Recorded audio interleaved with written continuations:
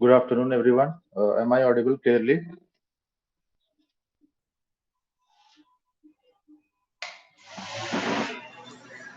मेरी आवाज आ रही है clearly? Good afternoon sir. आ रही है सर आपकी बात। Okay. So, in the previous two classes, we have discussed that Bayer Act कैसे पढ़ते हैं, what is the approach towards your substantive law and procedural law. कैसे differentiate करते हैं procedural law को पढ़ाई करने में और substantive law को कैसे approach करते हैं, ये अभी तक हम लोगों ने discuss कर लिया है. But it is not only about the Bayer Acts, because we see that India is a common law country और इसीलिए यहाँ पर precedent का बहुत important value है. What is the precedent? You all will be aware कि court जो भी जजमेंट देती है, it is not the arbitrary judgment. It is only following a certain rules prescribed by the different statutes. Statute का सिर्फ interpretation करती है court, ना कि खुद से कुछ नया लॉ बना सकती है. Because if the courts will do that, then that is known as judicial overreach. ठीक है, तो judicial overreach is not allowed in India at least. तो इसीलिए जो भी आपके कोर्ट्स जजमेंट्स देते हैं which acts as precedent, they are in some way or the other following the statute books which we and the courts both have in common. तो जो statute हमारे लिए है कोर्ट्स के लिए भी वही स्टैच्यूट है, और इसीलिए प्रेसिडेंट जो भी बनता है, president is basically the law which is binding on all the courts in India. Okay, and if it is given by the high court, then definitely it is for the state that it is binding. तो president जो भी courts देती है वो एक interpretation होता है जिसको कि एक नजरिया दिया जाता है by the courts depending upon the time and the factual situations. ठीक है, ऐसा नहीं है कि एक बार जजमेंट आ गया तो फिर वो हमेशा के लिए हो जाता है, क्योंकि interpretation changes with time and demand of the society. As you can see कि आज के डेट में सेक्शन 377 के अंदर में जो ऑफेंस है उसको डीक्रिमिनलाइज कर दिया गया है. बट जोसेफ शाइन के केस से पहले ये क्रिमिनल ऑफेंस था. ओके, एक मूवी है जिसको कि आप अगर देखना चाहें इस कॉन्सेप्ट के ऊपर तो देख सकते हैं, अलीगढ़. अलीगढ़ नाम की एक मूवी है नवाजुद्दीन सिद्दीकी की. नवाजुद्दीन सिद्दीकी बोल रहा हूँ, ये मनोज वाजपेयी की एक मूवी है. अगर आप वो देखना चाहते हैं तो देखिए.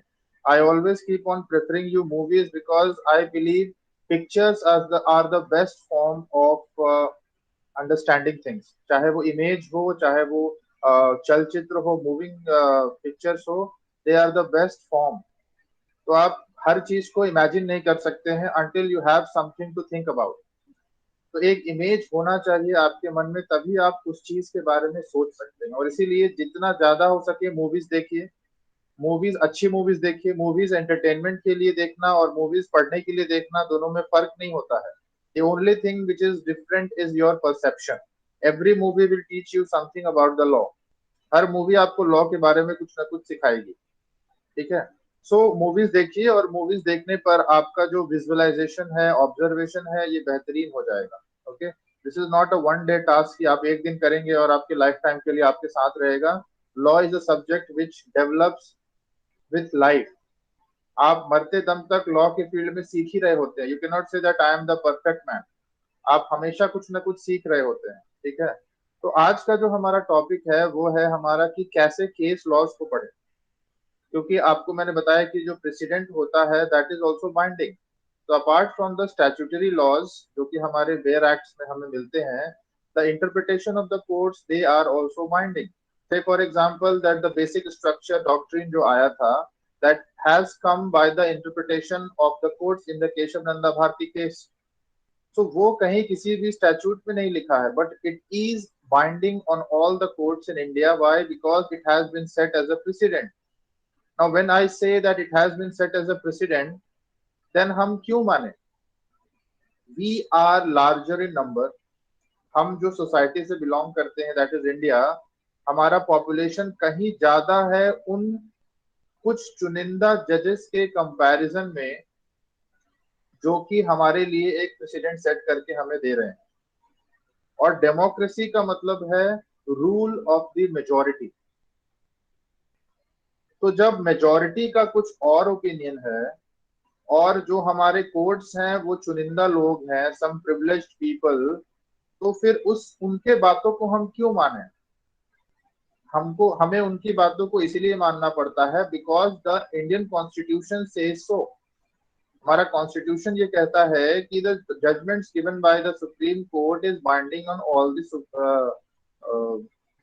All the courts of India and it is binding on the supreme court as well. अगर किसी हायर जज बेंच ने कोई डिसीजन दिया है तो वो उसके ऊपर भी बाइंडिंग हो जाता है, जो लोअर बेंच होते हैं उनके ऊपर भी बाइंडिंग हो जाता है। So this judgment which I am talking about, why will we follow that? Because it is given, it is provided in our constitution. अब जब कॉन्स्टिट्यूशन में ये चीज प्रोवाइडेड है कि हमें फॉलो करना है उन प्रेसिडेंट्स को जो कि कोर्ट, सुप्रीम कोर्ट जो है हमें देती है, so how do they reach to such a conclusion? वो जो भी प्रेसिडेंट देते हैं अगर वो आर्बिट्ररी होगा देन उसके खिलाफ में हम आवाज उठा सकते हैं। Like there are different statutes and there are different judgments which have been criticized और फिर समय के साथ में उसको चेंज किया गया है। तो जो भी प्रेसिडेंट मिलता है that has been followed through across the India, but whenever there is a need for criticizing it, we must criticize it. उसे हमें as it is accept नहीं करना चाहिए, हमें उसे criticize करना ही चाहिए। But how do we come to know that this judgment is bad and that judgment is good? Well, perhaps that is a thing which I'll tell today, I'll discuss today. तो हमारे जो भी judgements हैं, हमारे जो भी case laws हैं, उन केस लॉज के अंदर में एक डिसीजन पर पहुंचा जाता है, ठीक है। उस डिसीजन से पहले कोर्ट एक ऑब्जर्वेशन करती है और वो observation is based on the fact and circumstances and the demand of the society. Now I told you three things. First is the decision, then observation or ratio, and third is your facts and circumstances. ये जो तीन चीजें हैं, ये तीन चीजें हमारे लिए किसी भी केस में मायने रखती हैं। Apart from this, there is no other thing which we can take from a case. ठीक है। डिसीजन हमारे काम का सिर्फ इतना भर होता है कि इसके ऊपर ऑलरेडी मैटर डिसाइड हो चुका है, तो दोबारा से उसके ऊपर हमें नहीं डिसाइड करना चाहिए। डिसीजन का सिर्फ इतना काम होता है। अभी आप सीपीसी पढ़ेंगे तो उसमें आप पढ़ेंगे रेस जुडिकाटा सेक्शन 11 के अंदर में, जिसका मतलब होता है कि once a case has been finally decided then it cannot be reopened until and unless the state government prescribes it so or there is some new evidence जो कि completely केस को बदल देगा। ठीक है। अगर आपको याद हो जॉली एलएलबी पार्ट 2 के अंदर में स्टार्टिंग में उसमें एक केस आता है अक्षय कुमार के हाथ में, जिसमें कि वो पर्सन जो है वो डेड कर चुका है but he is still alive. His family has obtained the death certificate of a person who is still alive. Now he has to prove that he is the same person of whose death certificate has been issued by the government. तो आपने देखा होगा कि उसमें court क्या बोलती है कि ये देखिए आपके सामने रहा डेथ सर्टिफिकेट, अब हम कैसे मान ले कि आप ही हैं।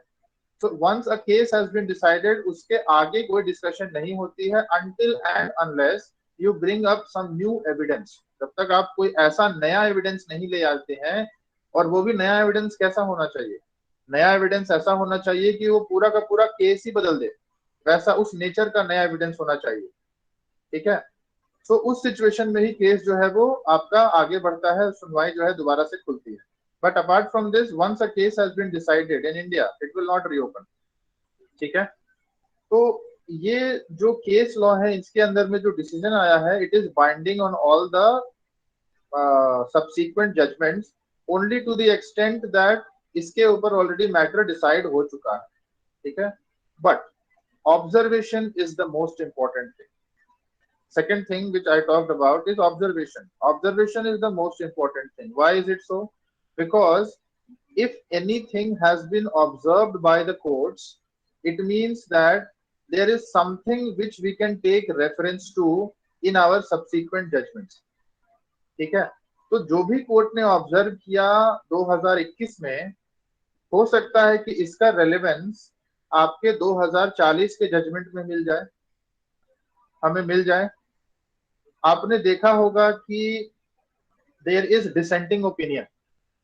कोर्ट्स जो भी जजमेंट देती है, मान लीजिए 5 जज बेंच का कोर्ट है, उसमें से एक पर्सन ने डिसेंटिंग ओपिनियन दिया और 3 ने अपना अपना जजमेंट दिया। ठीक है। नाउ यू विल सी कि डिसेंटिंग ओपिनियन वाला जो है वो डिसीजन नहीं है, but it is very important and it is not only followed in India but it is also important for the other courts of the world. जहां पर कि सेम इशू के ऊपर चर्चा चल रही है, you can take reference of the dissenting opinions of the जजेस। जैसे आपने एक केस पढ़ा होगा कॉन्ट्रैक्ट में, आपका ये खान गुल वर्सेस लखा सिंह का केस पढ़ा होगा। उसके अंदर में जो जस्टिस शादीलाल थे, उन्होंने अपना डिसेंटिंग उन्होंने अपना सॉरी खान गुल वर्सेस लखा सिंह बोल रहा हूं मैं, वो वाला केस था गोवर्धन दास वर्सेस गिरधारी लाल। गोवर्धन दास वर्सेस गिरधारी लाल के अंदर में जो जस्टिस हिदायतुल्लाह थे, उन्होंने अपना डिसेंटिंग ओपिनियन दिया था। Now that dissenting opinion was of prime importance when we are to see the cases in the subsequent stages. आगे आने वाले समय में जहां भी आप देखेंगे तो उस डिसेंटिंग ओपिनियन का एक मेजर रोल यूज किया जा सकता है। सो डिसेंटिंग ओपिनियन डिसीजन नहीं होती है, it is the observation, it is the observation of the जज, it is the observation of the court. Dissenting opinion का वैल्यू वहां बढ़ जाता है जहां पर कि आपको अपनी बात को पुट अप करना होता है कोर्ट के सामने। दो it is against the president, but still if you have filed a case in the court, तो आपको अपनी बात को कोर्ट में रखना है। तो कोर्ट में आपकी बात का वैल्यू कब होगा? आपकी बात का वैल्यू तब होता है जब आप उससे रिलेटेड एविडेंस रखते हैं कोर्ट के अंदर, या फिर आप उससे रिलेटेड कोई कोर्ट का जजमेंट रखते हैं, या फिर किसी कोर्ट में कुछ कोर्ट ने ऑब्जर्व किया होगा तो उस ऑब्जर्वेशन को कोर्ट में रखते हैं, तो ही आपकी बात का रेलेवेंस होता है, इंपॉर्टेंस होता है in fact. Then in that case आपकी बात में वजन आता है, वेट आता है। अदरवाइज आप कोर्ट के अंदर कोई भी बात जाके करिए, उसकी बात आपकी बात क्यों मानी जाए? जब तक आपकी बात का कोई आधार नहीं है जिसको कि लीगली रिकॉग्नाइज किया जाए, लीगली अंडरस्टैंड किया जाए, तो आपकी बात का क्या वैल्यू होगा? कोई वैल्यू नहीं होता है। इसीलिए observation of the court is the most important thing. ठीक है, सो ऑब्जर्वेशन जो होता है वो आपको हर कोर्ट के जजमेंट में किसी न किसी फॉर्म में मिल जाता है। इट इज नॉट ओनली, कुछ जजमेंट्स ऐसे होते हैं जहां पर बहुत मेजर ऑब्जर्वेशन कोर्ट लेता है ना। जैसे कि आपका जो केशव नंदा भारती केस है, उसके अंदर में ऑब्जर्वेशन क्या था कोर्ट का, कि जो फंडामेंटल राइट्स हैं उनमें हम चेंजेस ला सकते हैं, लेकिन जो बेसिक स्ट्रक्चर है हमारे कॉन्स्टिट्यूशन का, that must not be altered by the statute. जो पार्लियामेंट है वो उस बेसिक स्ट्रक्चर को चेंज करने के सिवा कोई भी चेंज कर सकती है इंडियन कॉन्स्टिट्यूशन के अंदर। ठीक है, अब ये जो था, this was not the decision of the court, this was the observation of, this was the ratio. In fact ratio जो होता है वो बाइंडिंग होता है, तो this was the ratio of the court. Decision उस केस का तो उस केस के फैक्ट्स एंड सर्कमस्टांसेस के ऊपर आया होगा, लेकिन उस केस का रेशियो जो है वो सारे से सारे इंडियन कोर्ट्स के ऊपर बाइंडिंग हो गया। And what is that ratio? That the Indian parliament can change any provision of the constitution except for the basic structure of the constitution. तो that is the ratio. Ratio का इतना ज्यादा importance है and that is also binding. ठीक है, ratio जो होता है वो बाइंडिंग होता है on all the lower courts. ठीक, उसके बाद में आपका facts and circumstances, this is the third important thing जो कि आपको किसी केस से एक्सट्रैक्ट करना होता है। आप जब भी कहीं किसी कोर्ट के अंदर में जाएंगे इंटर्नशिप करने, तो सबसे पहला काम आपको वो यही देंगे कि एक केस दे देंगे और बोलेंगे कि इसमें से फैक्ट्स अलग करो। तो फैक्ट्स क्यों अलग किया जाता है? क्योंकि आपका जितना भी आर्ग्यूमेंट्स होगा उस केस के फैक्ट्स के आधार पर ही होगा, क्योंकि कोर्ट जो है वहां पर डिबेट करने नहीं बैठी है, कोर्ट वहां पर एक डिसीजन लेने बैठी है, और वो डिसीजन बिना साक्ष्य, बिना एविडेंस, बिना विटनेस के आधार पर नहीं दिया जा सकता है।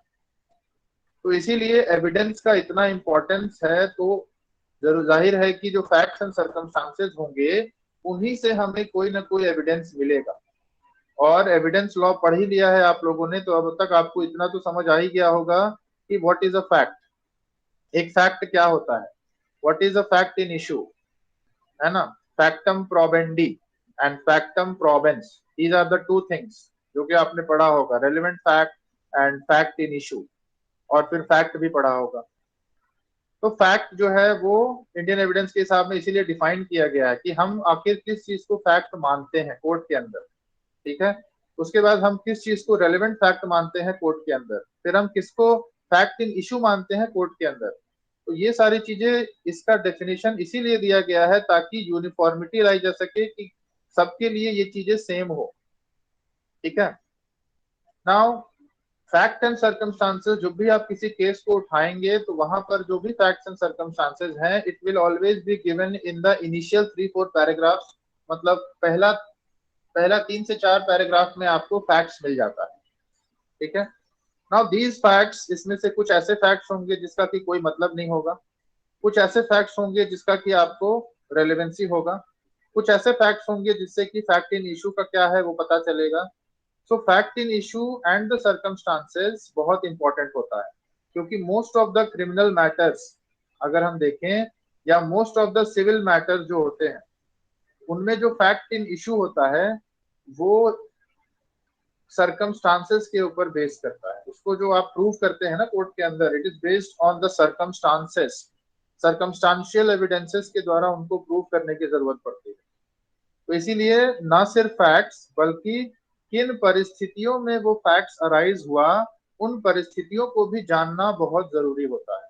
और इसीलिए हमें जब भी कोई हमारे पास कोई केस लेकर आता है, तो उससे हमें सबसे पहली बात यही कहनी होती है कि आप जो भी जानते हैं, इरेस्पेक्टिव ऑफ द फैक्ट कि आपको वो सूटेबल लग रहा है नहीं लग रहा है, इससे मतलब नहीं होना चाहिए आपको। आप जो भी जानते हैं इस चीज के बारे में, सब कुछ मुझे बताइए, क्योंकि मैं फिर डिसाइड करूंगा, because I know the law and I will decide that हमारे केस के लिए क्या जरूरी है और क्या नहीं जरूरी है। फालतू की फैक्ट्स को कोर्ट एंटरटेन नहीं करता है। Court only entertains relevant facts. Relevant facts ही जो होते हैं वो आपके फैक्ट इन इशू का रिजोल्यूशन देने में हेल्प करते हैं। अपार्ट फ्रॉम दैट कोई अदर फैक्ट जो होती है वो आपके किसी काम की नहीं होती है कोर्ट के अंदर, इसीलिए उनके ऊपर आपका डिस्कशन ही नहीं होता है, and you need not mention that in your petition.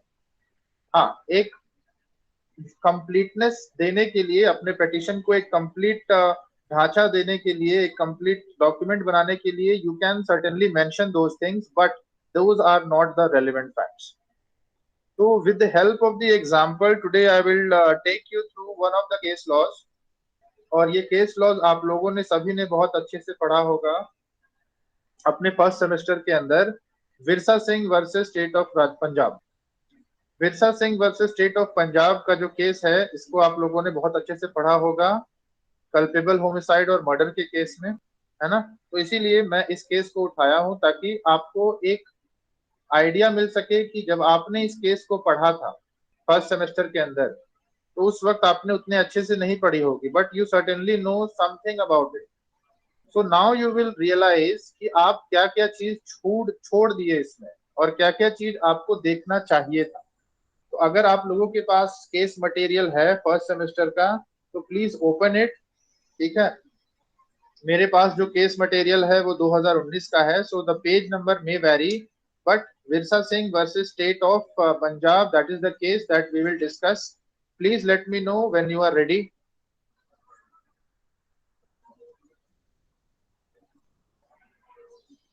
जब आप रेडी होंगे तो प्लीज बताइएगा मुझे।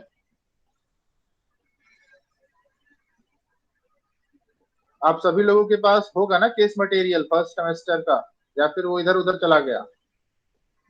अब इधर उधर चला गया तो फिर तो ये तो लापरवाही होगी।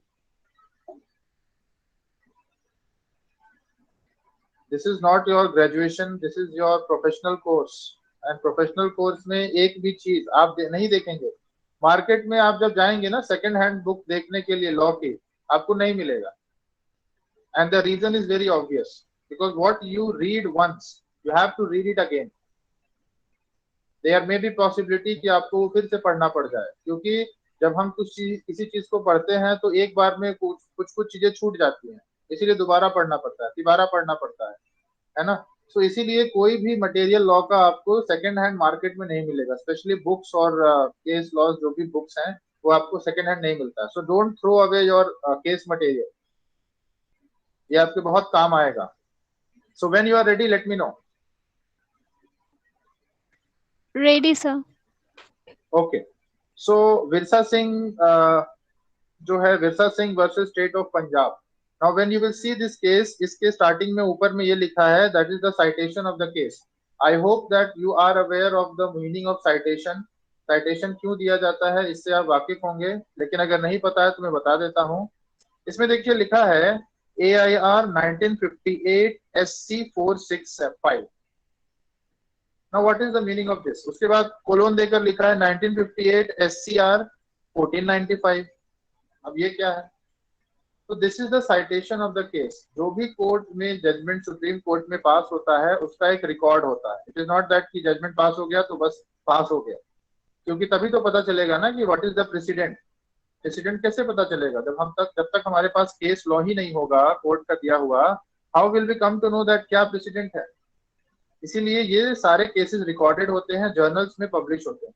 Now these are the journals, ठीक है। ये AIR जो है, this is all India reporter. तो ऑल इंडिया रिपोर्टर नाम से एक जर्नल है जो कि सुप्रीम कोर्ट के जजमेंट्स को पब्लिश करता है। और इसमें देखिए ईयर का भी मेंशन है। Why? Because every year it publishes it's journal. और जो ये पेज नंबर, ये जो दिख रहा है ना 465, this is the page number. ये पेज नंबर है उस जर्नल का। 1958 में जो AIR ने जर्नल निकाला था सुप्रीम कोर्ट का, उसके पेज नंबर 465 में आपको ये केस मिलेगा लिखा हुआ, ठीक है। उसके बाद दूसरा जर्नल है SCR, supreme court reports. Supreme court reports जो है इसके पेज नंबर 1495 में आपको मिलेगा, जो आपका Virsa Singh versus state of Punjab है। These two are different journals, एक अलग अलग जर्नल्स हैं। एक आपका AIR है और दूसरा आपका SCR है। तो ये दोनों अलग अलग जर्नल्स हैं। एक केस जो है वो अलग अलग जर्नल्स में पब्लिश होता है। उनका साइटेशन देना बहुत जरूरी है, क्योंकि आप जो भी बात कर रहे हैं उसका वेरिफिकेशन इसी से होता है। Because what ever you say in the court, you have to say with the valid base. एक आधार आपको रखना पड़ता है। और जब भी आप कोर्ट में कहते हैं ना, तो हम हमेशा सुनते हुए देखे होंगे, प्रूफ क्या है, प्रूफ क्या है? तो यही प्रूफ है। This is the proof, this citation is the proof कि ऐसा डिसाइड हुआ था उस केस में। So this is the meaning of this citation, और इसको ऐसे पढ़ते हैं, ठीक है। अब इसमें देखिए सबसे पहला जो वर्ड लिखा है वो लिखा है विवियन बोस, और कॉमा देकर जे। जे मतलब जस्टिस। तो justice Vivian Bose was the person who gave the judgment of Virsa Singh versus State of Punjab. There were other judges also, लेकिन जो पर्सन जजमेंट लिखता है उसी का नाम जो है वो उस जजमेंट में आता है। So Vivian Bose, Justice Vivian Bose was the person who wrote this judgment, and whatever he has said or whatever he has observed or whatever decision he has given, that you will see in the subsequent pages. अब जैसा कि मैंने आपको बताया कि starting के कुछ paragraphs में you will come to know about the facts of the case, but ऐसा कोई हार्ड एंड फास्ट रूल नहीं है कि पहला पैराग्राफ में ही आपको सारी चीजें मिल जाएंगी। इसीलिए आपको कुछ पैराग्राफ पहले के पढ़ने होते हैं, तब जाकर आपको पता चलता है कि क्या क्या फैक्ट्स है उस केस के। Now yesterday I told you कि अगर आप एक्चुअली में लॉ को प्रैक्टिकली सीखना चाहते हैं, then there are two ways. First is that you go in the court and do internship, and the second is read the case laws. Case laws को आप पढ़ें, उनके facts को पढ़ें, और आप जो कानून जानते हैं या जिस कानून के बारे में उस केस लॉ में डिस्कस किया गया है उसको आप पढ़िए, और फिर अपने हिसाब से लगाने की कोशिश करिए, अप्लाई करने की कोशिश करिए उस गिवन फैक्ट्स एंड सर्कमस्टांसेस में। तो जब आप उस गिवन फैक्ट्स एंड सर्कमस्टांसेस में खुद से समझकर किसी कानून को अप्लाई करेंगे, इंटरप्रेट करेंगे, तब जाकर आपका जो कैपेबिलिटी है इंटरप्रिटेशन का वो और बेहतर होगा, and then you will be in the position to read the bare acts in a better manner, ठीक है। So these are the two ways by which you can learn the law practically, ठीक है। अगर आप internship नहीं कर पा रहे हैं तो फिर आप ये तरीका यूज कर सकते हैं। Read maximum number of cases, और सिर्फ उनके फैक्ट्स पढ़िए, उसके अलावा कुछ मत पढ़िए। फैक्ट्स पढ़िए, लॉ जानिए, और लॉ को अप्लाई करने की कोशिश करिए, इंटरप्रेट करने की कोशिश करिए in the given facts and circumstances. अब इसमें देखिए क्या लिखता है सबसे स्टार्टिंग के पैराग्राफ्स में, that the appellant Virsa Singh has been sentenced to imprisonment for life under section 302 of the Indian Penal Code for the murder of one Khem Singh। इस सेंटेंस को पढ़कर एक चीज तो आपको क्लियर हो गया कि this case is related to death of a person. इस केस में एक चीज हुआ है और वो क्या है? डेथ। अब वो डेथ जो है उसके पीछे का रीजन क्या है वो आपको पता चलेगा सब्सिक्वेंट पैराग्राफ्स में. But also one thing you are aware that the person who has committed the death he is held guilty under section 302. And क्या पनिशमेंट दिया गया है उनको? Imprisonment for life. उनको इम्प्रिजनमेंट फॉर लाइफ का punishment दिया गया है. अब देखिए, आप अभी लॉ पढ़ना सीख रहे हैं, तो आपको डिसीजन से मतलब नहीं होना चाहिए. आपको जो चीजें आप पढ़ रहे हैं वो चीजें को आपके बेयर एक्ट्स में कहां पर मेंशन्ड है उससे मतलब होना चाहिए. Now, no sooner you saw imprisonment for life, आपके मन में तुरंत ये चीज आनी चाहिए कि क्या इम्प्रिजनमेंट फॉर लाइफ पूरी जिंदगी के लिए होता है या फिर एक लिमिट दिया गया है कि 10 साल 20 साल 30 साल के लिए होगा. इसको जानने की इच्छा रखिएगा तब तो खोज पाइएगा ना. तो जब तक इच्छा नहीं आएगी तब तक कुछ नहीं होगा. अब जैसे ही आपने ये पढ़ा imprisonment for life under section 302, one thing also become clear कि सेक्शन 302 में जो पनिशमेंट है, out of those punishment one punishment is imprisonment for life. एक पनिशमेंट जो है वो इम्प्रिजनमेंट फॉर लाइफ है. तो अब आप पहले 302 जाकर देखिए कि 302 में क्या लिखा हुआ है. 302 में कौन से ऑफेंस के लिए पनिशमेंट लिखा हुआ है और उसमें जो भी पनिशमेंट्स लिखे गए हैं वो पनिशमेंट्स क्या कहीं आईपीसी के अंदर में क्या कहीं डिफाइंड है कि उन पनिशमेंट्स में कितनी साल की सजा होती है. क्योंकि लाइफ इम्प्रिजनमेंट का मतलब ये भी हो सकता है कि जिंदगी भर के लिए जब तक वो मर ना जाए, और ये भी हो सकता है कि एक लिमिट हो कि 20 साल 25 साल ऐसे. तो ये चीज जब आप खोजने लगेंगे ना आईपीसी के अंदर तो तब आपको सर्टेनली इस चीज के बारे में पता चल जाएगा. ठीक है. सो 20 ईयर्स को माना जाता है कि 20 साल जो होती है जनरली लाइफ इम्प्रिजनमेंट में दिया जाता है. लेकिन बहुत सारे ऐसे प्रोविजंस हैं आपके आईपीसी के अंदर में जिसमें कि अमेंडमेंट करके इस चीज को चेंज कर दिया गया है और उस चीज को अब क्या लिख दिया गया है, imprisonment for life until the natural life of the person. जब तक वो जिंदा रहेगा तब तक उसको जेल ही में रखा जाएगा इम्प्रिजनमेंट में. जैसे फॉर एग्जाम्पल आपका जो rape of a girl below 12 years, 12 साल से कम की अगर कोई लड़की है उसका रेप करते हैं तो उस सिचुएशन में आपको imprisonment for life up to the natural life of the person, कितने साल की सजा है. वहां पर इम्प्रिजनमेंट फॉर लाइफ सिंपली नहीं लिखा हुआ है. तो इम्प्रिजनमेंट फॉर लाइफ आप जब पनिशमेंट्स नाम से एक चैप्टर है पूरा आपके आईपीसी के अंदर, उसको खोलिएगा तो आपको पता चल जाएगा कि इम्प्रिजनमेंट फॉर लाइफ का क्या मतलब होता है. ठीक है. अभी जो मैं आपको बता रहा हूँ ये सिर्फ आपका जो डीयू का सिलेबस है इसके लिए सिर्फ नहीं बता रहा हूँ, ये आपके जुडिशरी में भी आपको बहुत हेल्प करेगा. सो प्लीज बी फोकस्ड और जो बता रहा हूँ उसको आप लोग अप्लाई करिए अपने स्टडीज में, तभी जाकर बेनिफिट होगा. सिर्फ सुन लेने से कोई बेनिफिट नहीं. तो पहला लाइन पढ़कर आपको इतनी सारी चीजें पता चल गई. अब दूसरा लाइन पढ़िए.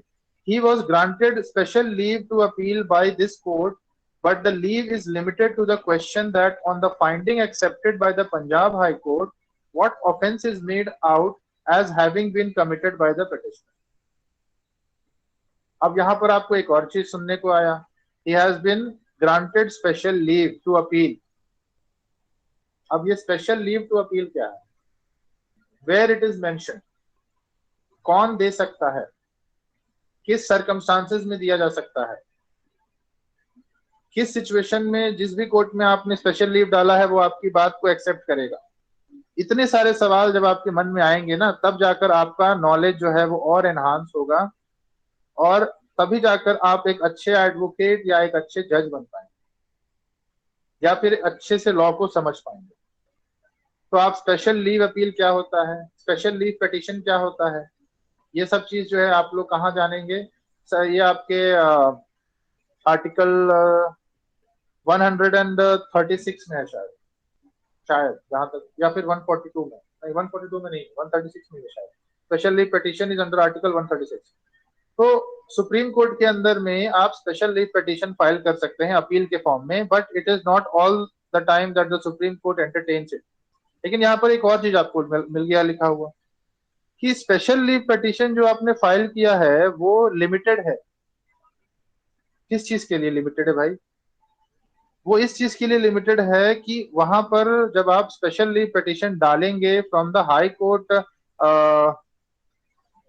Of the Punjab and Haryana high court, तो वो जिस सवाल के ऊपर आप डालेंगे वो सिर्फ यही सवाल है, और वो कौन सा सवाल है? The question that on the findings accepted by the Punjab high court what offence is made out as having been committed by the petitioner. जो भी पंजाब हाई कोर्ट ने फाइंड आउट किया है इस केस के अंदर, उस केस के अंदर में कौन सा ऑफेंस आ रहा है निकलकर। अब आपको बहुत बारीकी से इस चीज को समझना होगा कि भाई ये ऑफेंस क्या चीज होता है। जनरल बोलचाल की भाषा में ऑफेंस का मतलब होता है कि कोई गलत काम, कोई जुर्म, लेकिन लॉ के अंदर में ऐसा नहीं है। When I say offense, it means I am particularly mentioning about a particular offense. जैसे culpable homicide is one offense, murder is another offense, grievous hurt is another offense. Common man के लिए ये सारे के सारे सिर्फ ऑफेंसेस हैं, लेकिन हमारे लिए ये अलग अलग ऑफेंसेस हैं।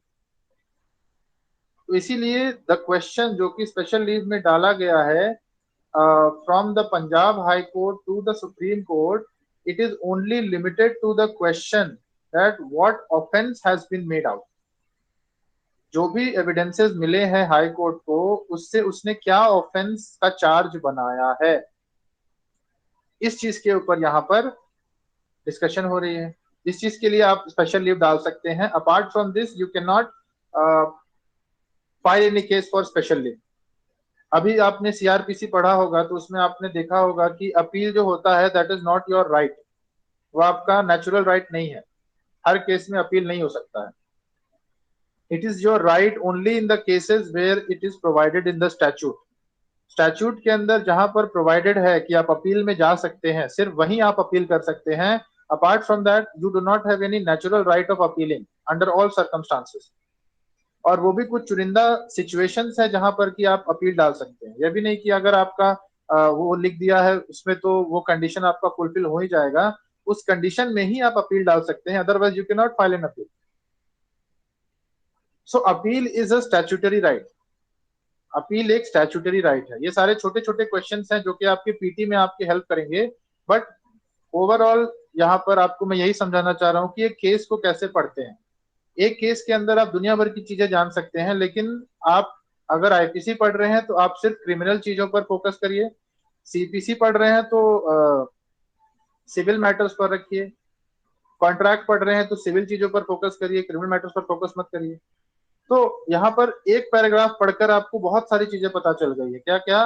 कि पर्सन जो कि मर्डरर है उसके ऊपर 302 के अंदर में लाइफ इम्प्रिजनमेंट की सजा सुनाई गई है। दूसरी चीज क्या पता चली कि पंजाब हाई कोर्ट ने जो भी एविडेंसेस फाइंड आउट किया था उसके आधार पर इस पर्सन ने स्पेशल लीव पिटीशन डाला है सुप्रीम कोर्ट के अंदर।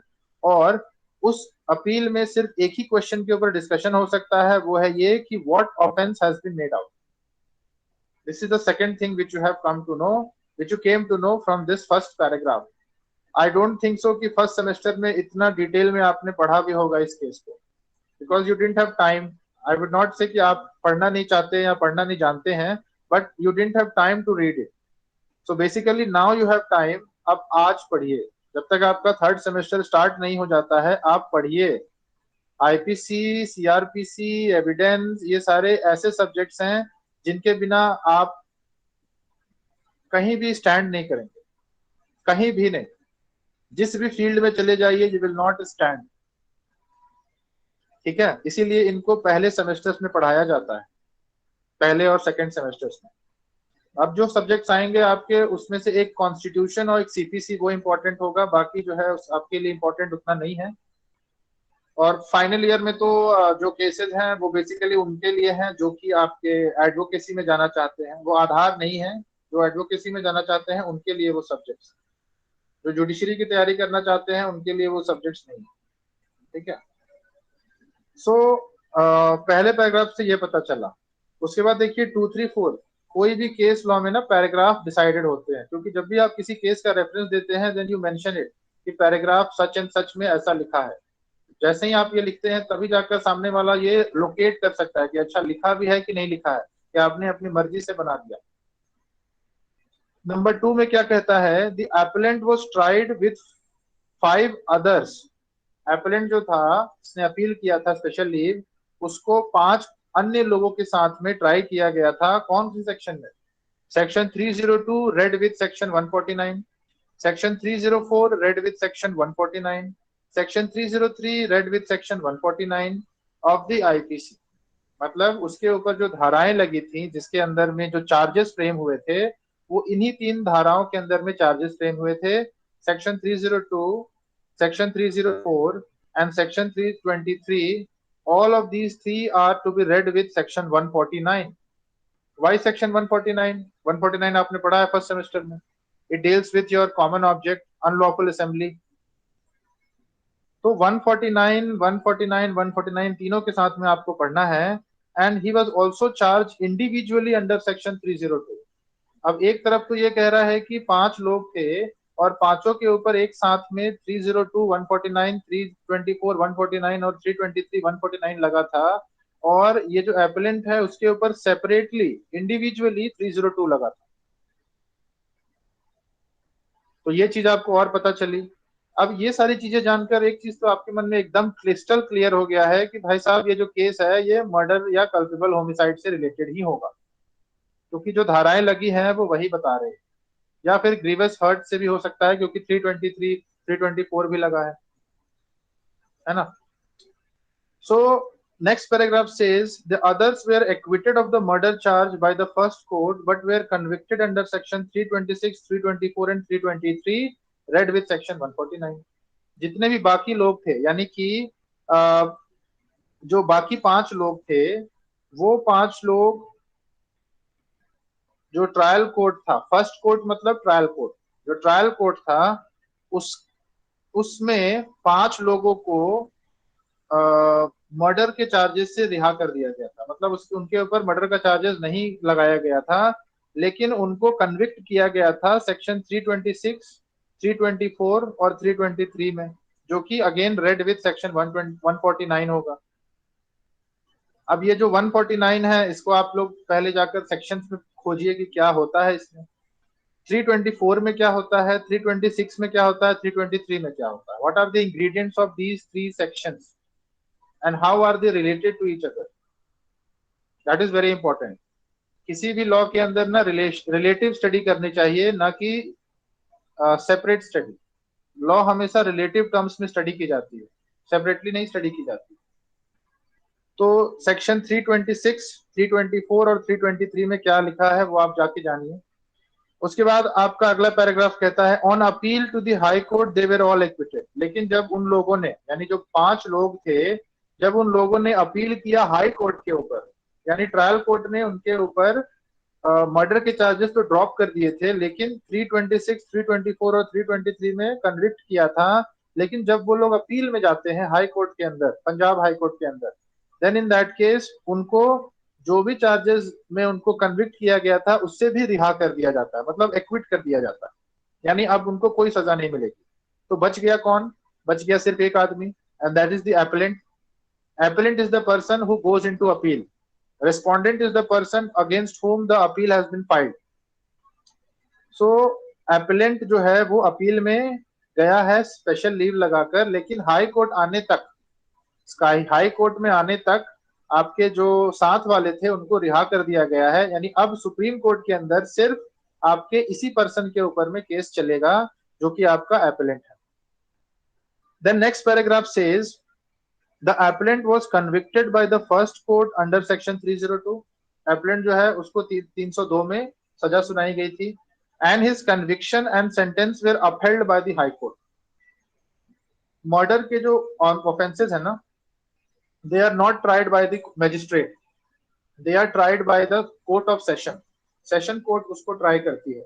रेप के ऑफेंसेस, मर्डर के offences, all these are tried by the session court, क्योंकि सेशन कोर्ट का ओरिजिनल जुरिस्डिक्शन होता है इन केसेस के ऊपर।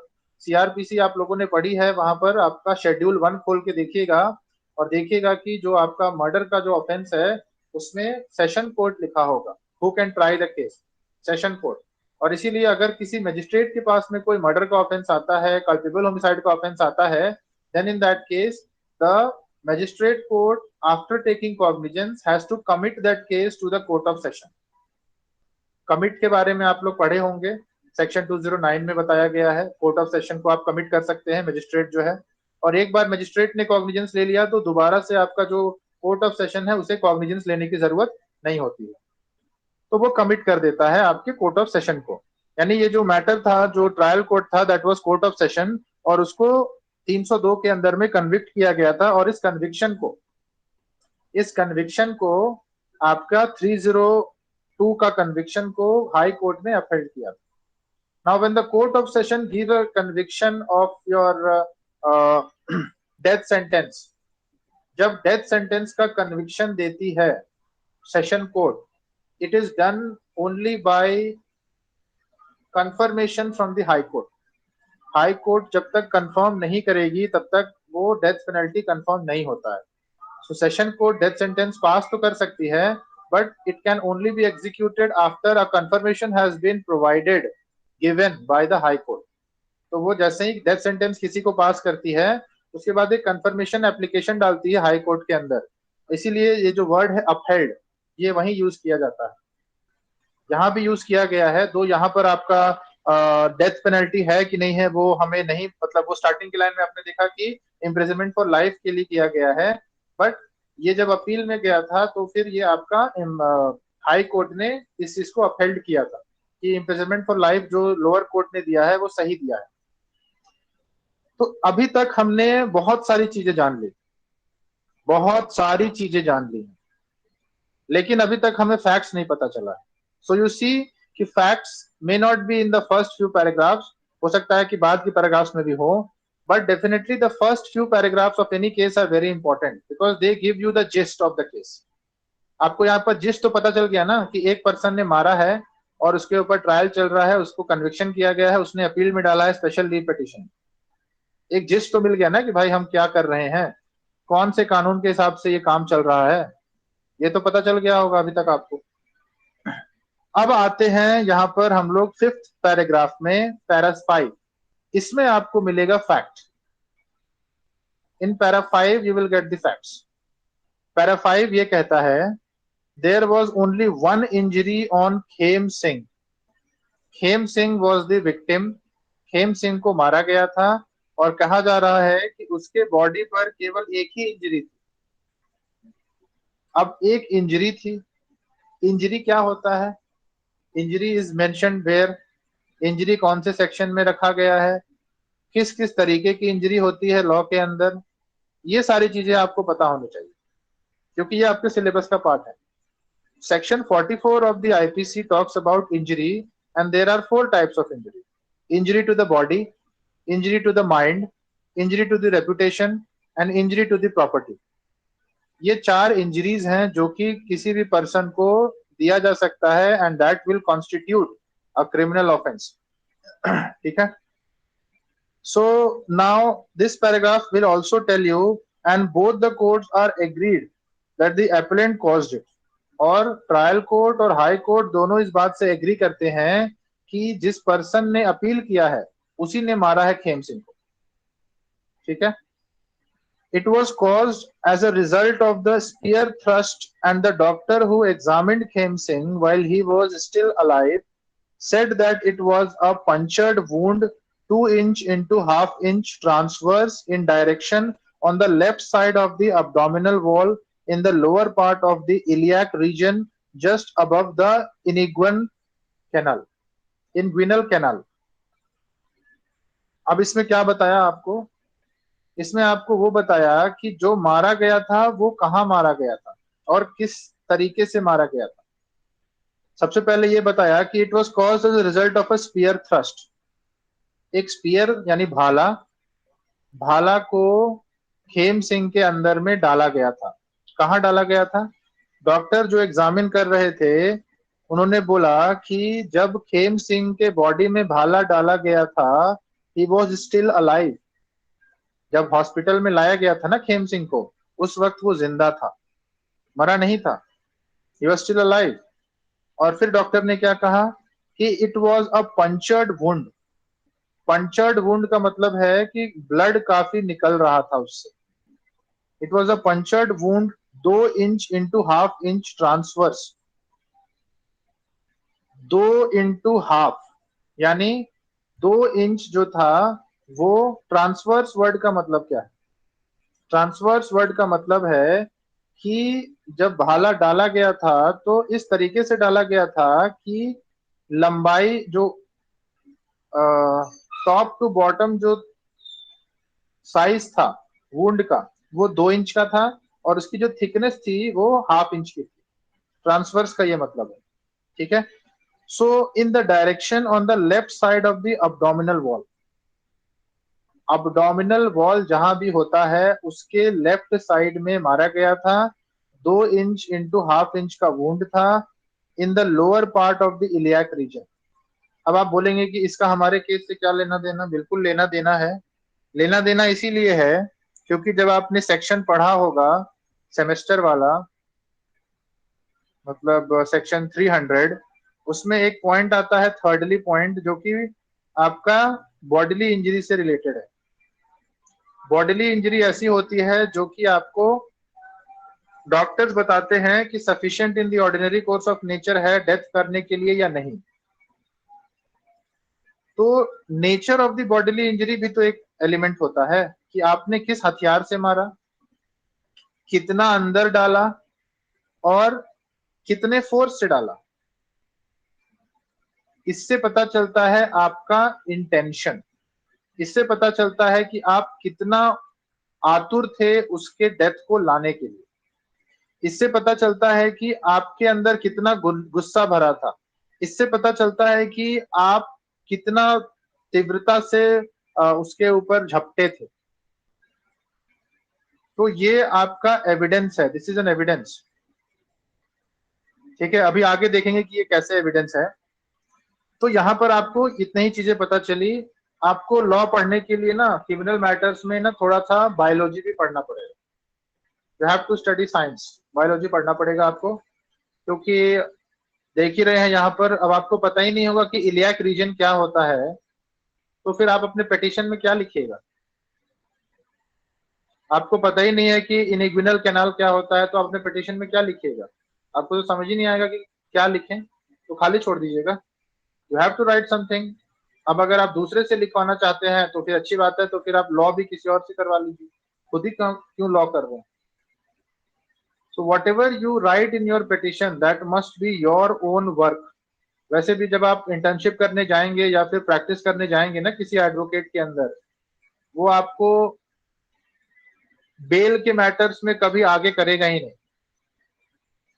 क्योंकि बेल जो पर्सन दिलाता है उसका एक फेस वैल्यू हो जाता है, और अगर आपका फेस वैल्यू होगा तो लोग आपके पास आएंगे ना कि उसके पास। इसीलिए आगे यदि आप अपना फेस वैल्यू बनाना चाहते हैं तो आप अपना सब कुछ सीखिए, खुद से सब कुछ। Whatever field you are in, criminal matters देखते हैं, चाहे सिविल मैटर्स देखते हैं, चाहे जो भी मैटर देखते हैं, उस फील्ड में आप पंडित बनिए, पंडित। और वो तभी बन सकते हैं जब आप पढ़ते रहेंगे, पढ़ते रहेंगे, पढ़ते रहेंगे, पढ़ते रहेंगे। उसके अलावा कोई दूसरा ऑप्शन ही नहीं है। That is why it is known as practice. Practice comes by repeating things. तो आप पढ़ते रहिए, पढ़ते रहिए, पढ़ते रहिए। कोर्ट के अंदर में जब आप जाके खड़े होंगे तो वहां पर जब तक आपके पास कुछ नॉलेज नहीं है आप क्या बोलिएगा? सेक्शन समझाना तो आपका वहां पे काम नहीं है, सेक्शन इंटरप्रिटेशन करना कोर्ट का काम है।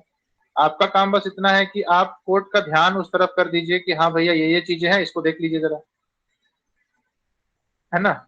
सो read read and read and don't waste your time, ठीक है। एग्जाम खत्म हो गया है लेकिन अभी बड़ा एग्जाम बचा है, और वो एग्जाम इससे भी कहीं ज्यादा टफ है, और वहां पर आपका प्रॉब्लम है। अभी इस एग्जाम में क्या है, सेमेस्टर एग्जाम में, कि सबका क्वेश्चन पेपर सेम, लेकिन जब आप एक्चुअल फील्ड में उतरेंगे, जब आप जुडिशरी में उतरेंगे, तो फिर क्वेश्चन पेपर जो होता है ना वो अलग हो जाता है, सेट अलग हो जाता है। वहां पर समय भी नहीं मिलेगा कि इधर उधर देख सकें। और वो तो छोड़ दीजिए, सेमेस्टर एग्जाम में जब आपकी ऑफलाइन एग्जाम्स होंगे ना, तो खुदा ना खास्ता अगर थर्ड सेमेस्टर या फोर्थ सेमेस्टर आपका ऑफलाइन हो गया तो फिर आप समझ जाइए कि खटिया खड़ी होने वाली है आपकी, क्योंकि third semester and the fourth semester is the most boring and the most lengthiest syllabus of the entire 6 semesters. सबसे ज्यादा लेंदी है, सबसे ज्यादा बोरिंग भी है, इंटरेस्टिंग है ही नहीं इसमें। कॉन्स्टिट्यूशन के अलावा कुछ इंटरेस्टिंग नहीं है, तो बहुत बोरिंग लगेगा आपको। अभी तक जितनी चीजें आपने पढ़ी है वो बहुत इंटरेस्टिंग था, क्योंकि देखते थे उन चीजों को होते हुए। अब जो आप पढ़ेंगे मान रहे हैं ना थर्ड सेमेस्टर में, that is not interesting, major thing is boring. तो वैसे में एग्जाम में बैठेंगे और याद नहीं आएगा तो सोचिए क्या होगा। और वैसे भी आप लोगों को आदत तो रही नहीं है कि आप लोग याद करके एग्जाम लिखें, आदत तो हो गई है कुछ और की। खैर वो तो आप सीख जाइएगा, उसके लिए कोई प्रॉब्लम नहीं है, बट वो सीखने के लिए you have to give time, आपको समय देना पड़ेगा। यू कैन गिव एक्सक्यूजेस कि मेरे पास समय नहीं था, मैं तो ये कर रहा था, वो कर रहा था, but during exam this excuses will not help you. ठीक है, आपके एक्सक्यूजेस कोई नहीं सुनेगा, कोई नहीं सुनेगा कि आपका जो क्लासेस था वो ऑफलाइन नहीं चला इसीलिए आपको लॉ नहीं आता है। 3 साल लॉ डिग्री है ना आपके हाथ में, मतलब आपको लॉ आता है। नहीं आया मतलब आपकी गलती, कोई संस्थान, कोई टीचर, किसी की कोई गलती नहीं। आपने क्यों नहीं सीखा? प्रोफेशनल आप बनने आए थे, आपने प्रोफेशनल तरीके से काम क्यों नहीं किया? क्या कोई क्लाइंट आपके पास आएगा तो आपके जूनियर्स को जब आप देंगे केस कि उसमें से फैक्ट्स और वो सब अलग करो, अगर वो नहीं करेगा तो आप बोलेंगे कि जूनियर की गलती है, फिर क्लाइंट बोलेगा कि ठीक है हम किसी और को पकड़ लेते हैं। अगर आपका जूनियर ही आपके कंट्रोल में नहीं है तो फिर आपको मैं केस क्यों दूं? वहां केस निकला हाथ से, और एक केस निकलने का मतलब है कि उससे रिलेटेड जितने भी केसेस है ना वो निकलते जाएंगे। वैसे भी केस मिलता नहीं है, बहुत मुश्किल से मिलता है। तो यहाँ पर ये जो पॉइंट्स है, इसके बाद लिखा he also said that 3 coils of intestines were coming out of the bone. Doctor ने यह भी कहा कि उसके बॉडी के 3 लेयर्स ऑफ इंटेस्टाइन, जो आंत होती है ना, हिंदी में आंत कहते हैं, 3 layers of intestine came out of the body. ठीक है, so this shows the nature of the injury. पहला तो कितना इंच का था वो, और दूसरा 3 अतड़ियां बाहर आ गई थी, this shows the nature of the injury. तो ये आपको फैक्ट्स है। उसके बाद लिखता है कि this incident occurred at about 8 PM on 13 July 1955। Khem Singh died about 5 PM the following day, यानी अगले दिन 14 जुलाई 1955 को वो मर गया 5 बजे शाम को। लेकिन उसको मारा कब गया था? उसको मारा गया था 8 रात में 8 बजे। ठीक है, नाउ यहां पर जो आपको है फैक्ट्स जो दिए गए हैं, this facts are not telling you कि आखिर क्यों मारा। मार तो दिया, चलिए ठीक है, उससे रिलेटेड फैक्ट्स आपको पता चल गया, क्यों मारा ये नहीं दिया है। और क्यों मारा नहीं दिया गया है तो इससे आपका कोई मतलब भी नहीं बनता है, क्योंकि आईपीसी के अंदर motive is not the element of any of the offences. Motive कहीं भी किसी भी ऑफेंस का एलिमेंट नहीं है। Motive is only relevant under section 8 of the Indian evidence act. तो इसीलिए मोटिव नहीं भी है तो भी कोई प्रॉब्लम नहीं है, जितना यहाँ पर दिया गया है that is enough to find out to held a person liable. अब ये जो फैक्ट्स यहाँ पर दिया गया है, अब इन फैक्ट्स के आधार पर अब आप कानून जानते हैं, सेक्शन 300 जानते हैं, सेक्शन 300 थर्डली भी जानते हैं, सेक्शन 299 ए बी सी भी जानते हैं।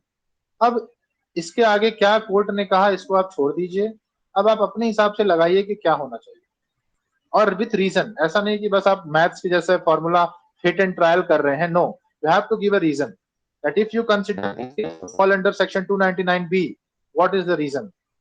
Is there any illustration which talks about similar situation? अगर आप बताना चाह रहे हैं कि सेक्शन 300 के थर्डली में आएगा या फिर सेक्शन 300 के सेकंड पॉइंट में आएगा तो क्यों आएगा? Is there any reason for that? Is there any illustration for that? वो आप खोजिए, तब जाकर आपका जो इंटरप्रिटेशन एबिलिटी है वो डेवलप करेगा। यहाँ पर आप डिसीजन देने के लिए नहीं बैठे हैं, आप यहाँ पर सीखने बैठे हैं, और सीखने के लिए आपको खोजना पड़ेगा चीजों को। जो आप जानते भी हैं उसको भी आप खोजिए कि क्या इसका कुछ और भी मीनिंग तो नहीं हो सकता, क्योंकि लॉ में ऐसा होता है कि हम जिस चीज को जानते हैं कभी कभी उसका मीनिंग कुछ और कोर्ट दे देती है इंटरप्रिटेशन में। So you have to find out कि क्या कोई ऐसा भी केस था जिसमें कोर्ट ने इस चीज का कोई और मीनिंग दिया था। जैसे फॉर एग्जाम्पल कि आपका एस वरदराजन का केस था ना किडनैपिंग के अंदर, एस वरदराजन के केस में आपका बोला गया था कि वो आपका किडनैपिंग नहीं है। अब वहां पर इंटरप्रिटेशन जो था वो सेक्शन 361 का ही किया गया था, ऐसा तो नहीं था कि किसी और का। वही दूसरे केस में आपका कहा गया कि वो आपका किडनैपिंग है। तो क्या अंतर हो गया, इंटरप्रिटेशन कैसे अलग हो गया? क्या फैक्ट्स ऐसे थे कि इंटरप्रिटेशन अलग करना पड़ा, या फिर कुछ और रीजन था? जो वर्ड्स है such as taking and enticing, इसका इंटरप्रिटेशन क्या दिया कोर्ट में? एस वरदराजन में टेकिंग का इंटरप्रिटेशन क्या दिया, एंटाइसिंग का इंटरप्रिटेशन वहां तो दिया नहीं था, वार्ड गामा के केस में दिया था।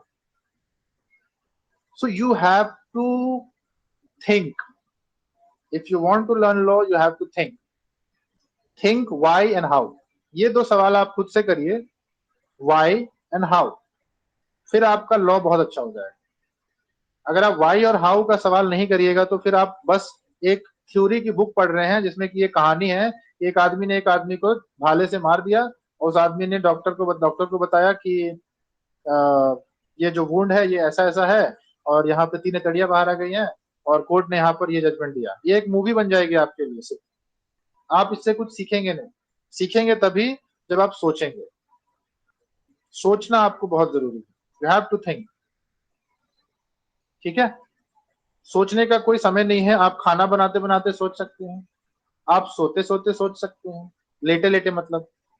आप जो भी काम कर रहे हैं, इरेस्पेक्टिव ऑफ द फैक्ट कि क्या काम कर रहे हैं, यू कैन कीप थिंकिंग, क्योंकि उसके लिए आपको सिर्फ दिमाग को चलाना है और दिमाग तो आपका हमेशा एक्टिव रहता है। सोने के अलावा आपका दिमाग हमेशा एक्टिव रहता है, तो सोचते रहिए ना बैठकर। कौन बोल रहा है कि आप अलग से बुक खोल कर बैठिए और फिर पढ़िए? एक बार फैक्ट्स पढ़ लीजिए फिर उसके बारे में सोचते रहिए कि अगर ऐसा होता तो क्या होता, वैसा होता तो क्या होता। Keep thinking. अगर ऐसा कोई कानून हो गया तो फिर क्या ये चीज बदल जाएगी? Keep thinking. सोचने से ही आपका लॉ अच्छा हो सकता है, सोचना। और दूसरा है आपको पढ़ना। पढ़ना क्या? जो कि आपका एबिलिटीज को एनहांस करे। फैक्ट्स पढ़िए, फैक्ट्स को जानिए, क्योंकि आप हर चीज नहीं देख सकते हैं, हर चीज नहीं सोच सकते हैं। सो जो भी दूसरे लोगों ने देखा है या सोचा है वो अपनी आप बीती बताते हैं और उसको आप सुनिए और फिर वहां पर आप जो कानून जानते हैं उसको लगाने की कोशिश करिए। अब जैसे ये केस आपने पढ़ा, इस केस में एक आप बीती बताई गई है, मतलब एक ऑलरेडी इवेंट जो हो चुका है उसको बताया गया है। अब इस इवेंट को आप सोच तो नहीं सकते थे कि खेम सिंह का नाम का कोई आदमी होगा जिसको कि मारा गया होगा, देवसा सिंह ने मारा होगा। सोच तो नहीं सकते हैं। कैसे मारा था ये भी नहीं सोच सकते हैं, अतड़िया बाहर आ गई थी ये भी नहीं सोच सकते हैं।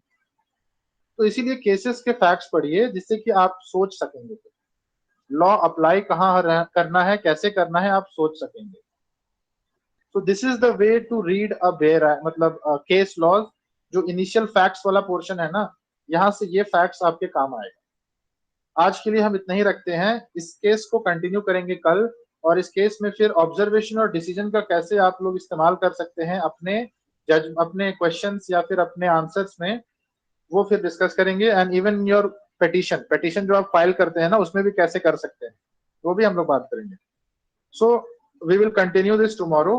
अभी तक जो भी मैंने बताया है उसमें यदि कोई डाउट है या कुछ और आप पूछना चाहते हैं तो पूछ लीजिए।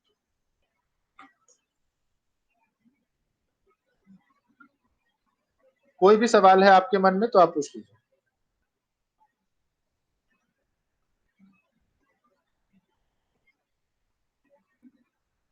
कोई सवाल नहीं है? अच्छा शाहबाज, आप फर्स्ट डे कुछ सवाल पूछ रहे थे कल्पेबल होमिसाइड के ऊपर, आप प्लीज पूछिएगा आज।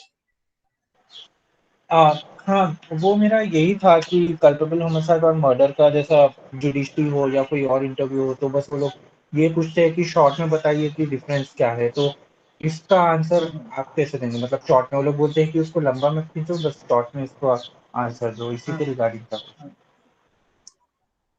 देखिए इसका आंसर देने के लिए ऑलरेडी जजमेंट्स में दिया जा चुका है।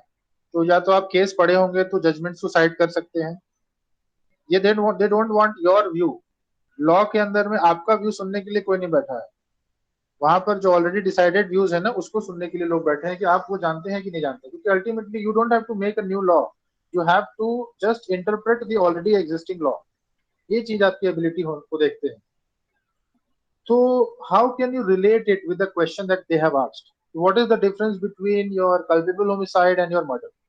Now, if I will give the answer of this question, the first sentence that I will say, culpable homicide is the genus and murder is the species. Because until and unless there is no culpable homicide, there cannot be murder. और ये मैं नहीं कह रहा हूं, ये court में case ने ये केस में कोर्ट ने कहा है ना. मुझे केस का नाम एग्जैक्टली अभी याद नहीं है, बट ये केस में ही कहा गया है कि culpable homicide is the genus and murder is the species. उसके बाद अब और डेप्थ में अगर डिफरेंस बताना चाहते हैं तो फिर ये बताइए कि the probability of causing death is higher in case of murder, while in case of culpable homicide it is a bit lower as compared to murder. तीसरा डिफरेंस बता सकते हैं that in case of murder the intensity of a person to bring death is very high, but in case of culpable homicide it is not so high because the words that has been used here is likely to cause death. That is why the intensity of bringing death is not so high, though the death is being caused, but still the intensity was not so high as compared to murder. Section 10, section 300 sorry. ये कुछ differences हैं जो कि आप बता सकते हैं interview में, तो ऐसे भी ज्यादा बताने की जरूरत होती नहीं है. और अगर जो चीज नहीं आती है भाई वो कहाँ से बताइएगा, वो बोल दीजिए सर मुझे इतना ही आता है, तो थोड़ी आपकी जान ले लेंगे. तुम्हारी हिम्मत कैसे हुई यहाँ आने की जब इतना ही आता है. तो जितना आता है सही आना चाहिए, सही नहीं आता है तो बेहतर है चुप रहिए. Have I answered your question? Yes, those are really precise points. Thank you so much. Yes. Yes. Anybody else would like to ask something?